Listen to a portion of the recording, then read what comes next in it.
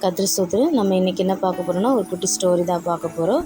ஒரு வீட்டில் ஒரு அம்மா அவங்க வீட்டுக்கு பின்னாடி ஒரு காய்கறி தோட்டம் வச்சுட்டு இருந்தாங்க. அந்த காய்கறி தோட்டம் வச்சது பக்கத்து வீட்டில் உள்ளவங்களுக்கு பிடிக்காதனால காய்கறி தோட்டத்தில் தினைக்கும் அவங்க காய்கறி வேஸ்ட்டு எல்லாத்தையுமே என்ன பண்ணாங்கன்னா இவங்க செடி மேலே போட்டே இருந்தாங்க. ஆனால் இந்த அம்மா எதுவுமே பார்த்துட்டு எதுவும் சொல்லவே இல்லை. அதனால் இவங்களுக்கு என்ன நினச்சாங்கன்னா ஒருவேளை அவங்களுக்கு தெரியாது நம்ம தான் போடுறோம் அப்படின்னு சொல்லிட்டு என்ன பண்ணிட்டாங்க, அந்த திங்ஸ் எடுத்து ஒரு செவத்தில் வச்சுட்டு அப்படியே போயிட்டாங்க. அது இவங்க பார்த்துட்டு எதுவுமே சொல்லலை. ஒரு நாள் காய்கறிலாம் நிறைய விளைச்சல் அறுவடை பண்ணாங்க. அப்போது அவங்க அந்த செவத்தில் அந்த திங்ஸோடு சேர்த்து வச்சுருந்தாங்க. வச்சபோது அவங்க கேட்டிருந்தாங்க, இந்த காய் யாருக்கு அப்படின்னு. இது உங்களுக்கு தான், எடுத்துக்கோங்க. ஏன்னா நீங்கள் போட்ட அந்த வேஸ்ட் எல்லாமே என்னுடைய செடிக்கு நல்லா உரமாகி நிறைய காய்கறி விளைச்சலை கொடுத்துருக்கு. அதுக்கு நீங்களும் ஒரு பங்கு அப்படின்னு சொல்லிட்டு சொன்னாங்களாம். அதுபோல் தான் இந்த உலகத்தில் நிறைய பேர் நம்மளை பற்றி என்ன வேணாலும் தப்பாக பேசுவாங்க.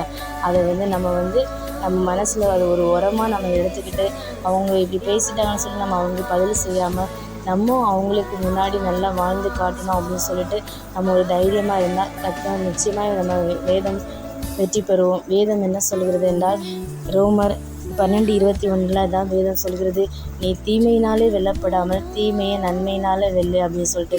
இதே மாதிரி தான் அவங்க எவ்வளோ உலகத்தான் தான், ஆனால் ஒரு தீமையை எப்படி நன்மையால் வென்றாங்களோ அதுபோல் நாம் ரசிக்கப்பட ஒவ்வொருவரும் யார் என்ன சொன்னாலும் சரி நம்ம அதை எதுவுமே கேட்காம அதை நன்மையாய் நம்ம மாற்றும் நம்மளுடைய வாழ்க்கையிலே வெற்றி பெறுவோம். கர்த்தர் நம்மளோடு கூட இருப்பாராக. God bless you.